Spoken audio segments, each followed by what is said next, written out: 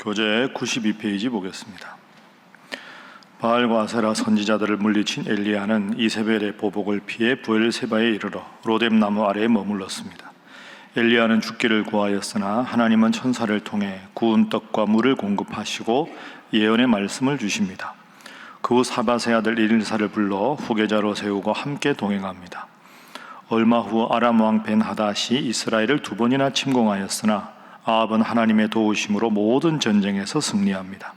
아합은 교만하여 하나님의 말씀대로 행하지 않고 아람 왕을 놓아줄 뿐만 아니라 조약까지 맺었습니다. 하나님은 한 선지자를 통해 아합이 심판을 받아 멸망당할 것임을 말씀하십니다.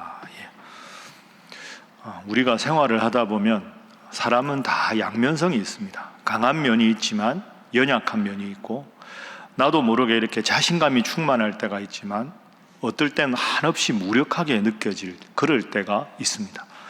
오늘 19장의 엘리야의 모습은 18장의 엘리야의 모습과는 같은 사람인가 할 정도로 너무나도 다른 모습이지요.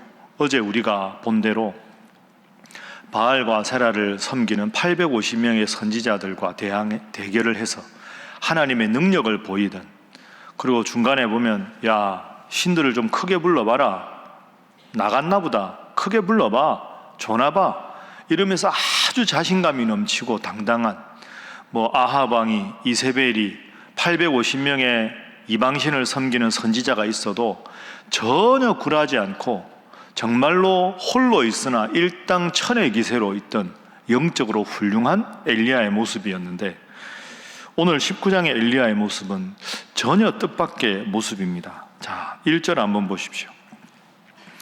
아합의 엘리야가 행한 모든 일과 그가 어떻게 모든 선지자를 칼로 죽였는지를 이세벨에게 말하니, 아합도 아니고 그의 왕후 이세벨이 이렇게 말합니다. 이세벨이 사신을 엘리야에게 보내어 이르되, 내가 내일 이맘때에는 반드시 엘리야 너의 생명을 저 사람들 중 한 사람의 생명과 같게 하리라. 그렇게 하지 아니하면 신들이 내게 벌 위에 벌을 내림이 마땅하니라 한지라. 자, 850명과 왕과 왕후에도 끄떡하지 않았던 엘리야인데, 왕도 아니고 왕후가 그 말을 듣고 내가 엘리야 꼭 죽여버릴 거야, 이렇게 말했습니다. 그럼 우리가 어제 본 엘리야라면 감히 왕후 주제, 내 뒤에는 하나님이 계신데 아랑곳하지 않을 것 같은데 그렇지 않습니다. 자, 보십시오. 3절을 제가 읽어보겠습니다. 그가 이 형편을 보고 일어나 자기의 생명을 위해 도망하여, 엘리야가 도망갑니다. 유다에 속한 브엘세바에 이르러 자기의 사환을 그곳에 머물게 하고, 자, 4절 말씀 함께 읽습니다. 시작. 자기 자신은 광야로 들어가 하룻길쯤 가서 한 로뎀나무 아래에 앉아서 자기가 죽기를 원하여 이르되, 여호와여 넉넉하오니 지금 내 생명을 거두시옵소서. 나는 내 조상들보다 낫지 못하나이다 하고. 아멘. 자, 3절에 보면 브엘세바는 먼 곳이거든요. 그곳까지 도망을 갑니다. 그리고는 자기 종은 브엘세바에 있는 곳에 머물러라 하고, 4절에 엘리야 홀로 광야로 들어가서 하룻길쯤 갑니다. 여러분, 왜 그랬을까요? 엘리야는 지금 자살하러 간 겁니다. 브엘세바까지 도망갔다가 종을 여기다 두고 나귀도 두고, 4절에 보면 광야로 들어가서 하룻길쯤 들어갑니다. 광야는 사람이 살 수 없는 곳이지요. 사원도 두고 나귀도 두고 음식도 다 두고 홀로 광야로 들어가서 죽겠다는 겁니다. 이걸 그 신경정신과 의사들, 신앙인들이 보면 이거는 극심한 우울증 증세입니다. 그러니까 여러분, 극심한 우울증으로 스스로 살 의욕을 잃어버린 상태가 엘리야의 이런 상태입니다. 4절, 하나님께 이렇게 말씀합니다. 내 생명을 거두시옵소서. 나 죽고 싶습니다. 이 말을 미화한 거죠. 여러분, 참 이게 다르죠. 어제 본 엘리야와 오늘 본 엘리야가 이렇게 다릅니다. 사람은 다 연약한 점이 있다 하는 것이 오늘의 교훈입니다. 남들 보기에 대단해 보여도 홀로 있을 때 무기력하고, 아니 이거 어떻게 저러지? 여러분, 다윗 생각해 보십시오. 우리가 지금 성경 말씀 읽을 때 그가 다윗의 길로 행하여 하면 하나님 앞에 잘한 것이고, 그가 여로보암의 길로 행하여 하면 하나님 앞에 바로 서지 않은 겁니다. 다윗은 하나님 앞 바로 선 왕의 표본입니다. 그러나 다윗이 훌륭만 했습니까? 아닙니다. 밧세바를 범하기도 했습니다. 우리아를 전쟁터의 최전선에 세워서 죽이기도 만든 사람 아닙니까? 말년에 우리가 마지막에 본 대로 인구조사를 하나님이 명령하지 않았는데 다윗이 인구조사를 합니다. 하나님이 벌을 내리십니다. 사흘 동안 전염병이 돌아서 7만 명의 백성이 죽습니다. 여러분, 만약에 지금 어느 나라의 정치 지도자의 실수로 7만 명의 국민이 죽었다. 그러면 그 사람이 왕이나 대통령 노릇 하겠습니까? 겉으로 보기에는 멀쩡한 것 같은데 자세히 보면 실수가 없는 사람이 없습니다. 다 연약합니다. 모두가 그렇습니다. 성경의 위인들 중에 실수가 없는 사람은 단 한 사람도 없습니다. 그래서 오늘 첫 번째 기도 제목은 모두가 연약한 존재임을 기억하게 하소서 하는 것입니다. 모두가 연약한 존재다. 그러니까 여러분, 이럴 때일수록 우리가 생각할 건 완벽한 사람은 없구나. 하나님의 은혜가 필요하지 않은 사람은 단 한 사람도 없구나. 너 왜 그래? 왜 그러세요? 다 그런 면이 있습니다. 엘리야라도, 엘리사라도, 모세라도, 다윗이라도, 솔로몬이라도 그런 면을 인정하고 그렇게 연약한 모습이 보일 때 서로 격려하고 서로 기도하고 다시 감싸 안고 보듬어야지, 연약한 모습이 보인다고 손가락질하고 한 번 실수했다고 다른 사람들에게 막 이야기해서 그 사람을 더 힘든 곳에 몰아내는 것은 바람직하지 않다. 엘리야 같은 위대한 선지자도 이런 연약한 점이 있다. 여러분, 어떤 교회가 좋은 교회일까요? 서로의 연약한 모습을 봤을 때 다른 분들한테 막 저 사람 이렇더라, 그게 아니라 연약한 모습을 보면 그를 위해서 기도하라는 하나님의 뜻인 줄 알고 힘들고 지치면 함께 손잡아 기도할 수 있는 공동체가 아름다운 공동체입니다. 여러분의 가정이 그런 가정이 되고 우리 교회가 서로 위해서 더 기도할 수 있는 귀한 믿음의 공동체가 되기를 주님 이름으로 축복합니다. 왜 그랬을까, 엘리야가? 그러면 왜 그렇게 당당했던 엘리야가 이랬을까? 제가 생각하기에는 예를 들어 비유를 들면 이런 겁니다. 예를 들어서 이제 권투 시합을 하는데 15회전까지 합니다. 그런데 권투 선수가 10회전쯤 넘어가가지고 한 14회전인데 이제 끝이다 하고 착각을 해서 죽을 힘을 다해서 마지막 14회전을 한 겁니다. 죽을 힘을 다해서 3분을 한 거죠. 3분 딱 종이 울렸을 때 나 이제 죽겠다 했는데 착각을 해서 한 회전이 더 있는 겁니다. 15회전이. 그럼 15회 나갈 때는 힘이라는 힘을 다 써버린 겁니다. 아니 14회전에 그렇게 잘 싸우던 사람이 왜 저래 할지 모르지만 스스로는 더 이상 남아있는 힘이 없는 겁니다. 영적인 탈신을 한 거죠. 그러니 이세벨 여자 하나가 내가 너 죽일 거야 하니까 아이고 이제 더 이상 이렇게 돼버린 겁니다. 자, 엘리야의 그 마음을 볼까요? 10절 보십시오. 하나님이 엘리야 너 뭐하냐 하니까 10절 마지막에 보십시오. 오직 나만 남았거늘. 이게 중요합니다.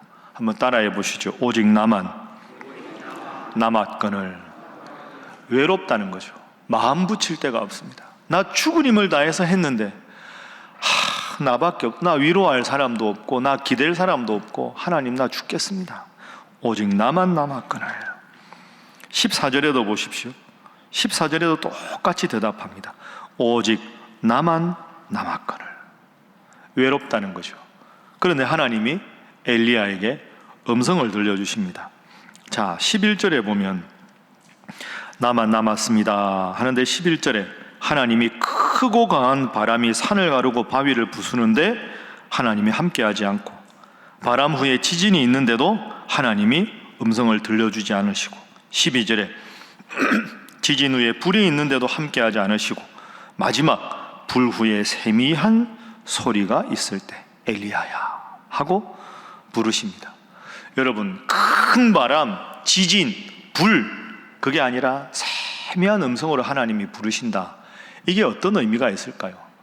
어제 우리가 본 18장은 지진, 바람, 그런 대단한 하나님의 능력, 그것만 하나님의 능력이 아니라 지금도 이 해와 달과 별과 공기와 동물과 식물과 크고 대단한 기적같이 보이지 않지만 지금 이 일상의 평범한 순간순간에 내가 너를 지키고 있다. 너 왜 외롭다고 하냐? 내가 사라진 적이 있느냐?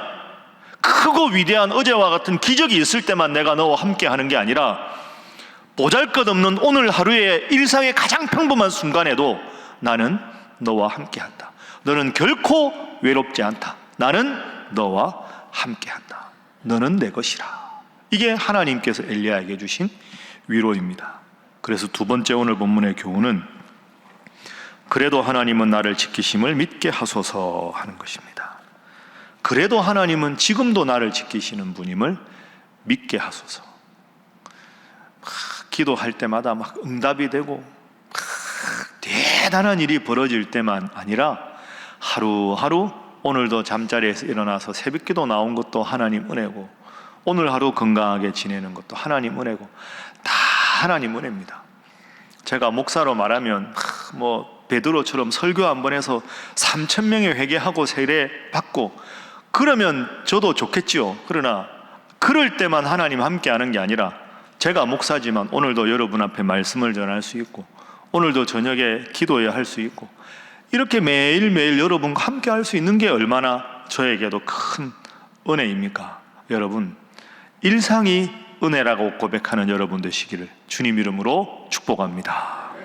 그렇게 일상을 주님 믿고 살아가다 보면 때로는 주님께서 지진 가운데도 함께 하시고 바람 가운데도 함께 하시는 분이다. 오늘 하루가 하나님 나에게 주신 선물이다 생각하고 믿음 생활 잘 하시기를 주님 이름으로 축복합니다. 그럼 이제 마지막으로 믿음 생활을 잘한다는 게 뭘까? 믿음 생활을 잘한다는 것. 자, 20장 넘어가 보겠습니다.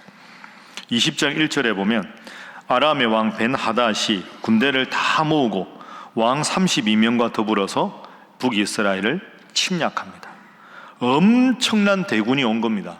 아합이 어쩔 수가 없습니다.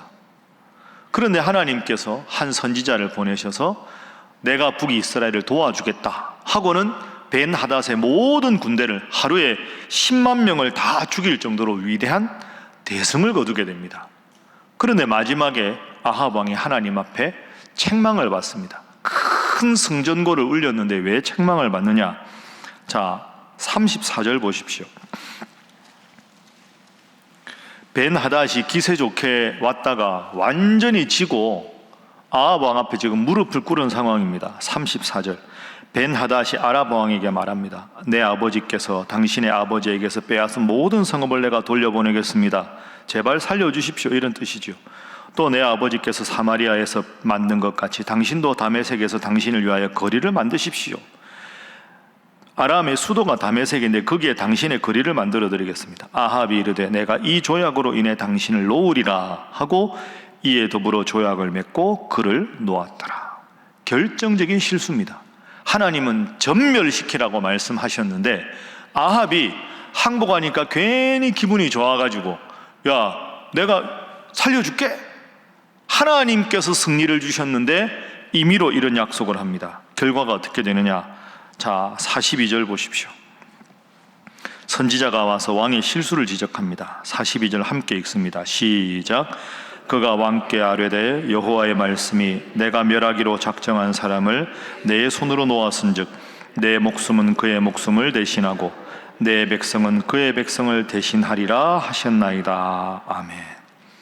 하나님이 전멸시키라고 명령하셨는데 기도하지 않고 하나님의 뜻을 묻지도 않고 임의로 자기 감정에 들떠서 내가 너 살려주겠다. 결국 하나님의 사람이 와서 당신이 한 그 말 때문에 당신이 죽을 것이고 이 나라가 어려움에 처할 것입니다. 여러분, 믿음 생활이 좋다는 게 바로 이것입니다. 세 번째 기도 제목입니다. 범사에 하나님의 말씀대로만 살게 하소서 하는 것입니다. 범사에 하나님의 말씀으로만 살게 하소서. 우리 교회에서 3부 예배 때 결단 찬송으로 부르는 곡, 주님 말씀하시면 내가 나아가리다. 주님 뜻이 아니면 내가 멈춰서리다. 그게 정답입니다. 오늘 말씀 읽고 말씀에 비추어 내 삶을 살펴보고 말씀이 원하면 하고 말씀이 하지 말라고 하면 하지 않는 것, 그게 믿음 생활의 가장 중요한 원칙입니다. 오늘도 새벽에 말씀으로 시작하는 여러분, 말씀 붙잡고 기도하고 문제가 있을 때마다 새벽에 말씀 읽을 때마다 내 문제에 대한 해답이 이 말씀 속에 있다 생각하고 말씀의 응답을 붙잡고 열심히 기도해서 하나님께서 가라 하면 가고 하나님께서 서라 하면 서서 늘 여러분의 삶을 하나님 책임주시는 복된 인생 되기를 주님 이름으로 축복합니다. 기도하겠습니다. 하나님, 모두가 연약한 면이 있음을 기억하게 하시고 성도들의 연약한 모습을 보고 서로 흉보고 지적할 게 아니라 그걸 보게 한 하나님 앞에 간절히 그분을 위해서 기도하는 위로의 공동체, 치유의 공동체, 우리 가정이 되게 하시고 우리 신일교회가 되게 하여 주시옵소서. 일상의 가장 평범한 순간에도 우리와 함께 하시는 하나님의 은혜와 능력을 경험하게 하시고 날마다 하나님께서 원하시는 이 말씀의 중심을 두고 말씀대로 기도하며 살아가는 저희들 되게 하여 주시옵소서. 하나님, 이 나라를 위해 기도합니다. 내일 79주년 광복절 기념일인데 하나님 이 나라를 지켜주시고 하나님 앞에 바로 서서 기도함으로 이 나라가 잘 되고 민족의 평화 통일을 앞당기는 이 나라 되게 하여 주시옵소서. 함께 기도합니다. 주여 믿습니다. 주여 믿습니다. 주여 믿습니다.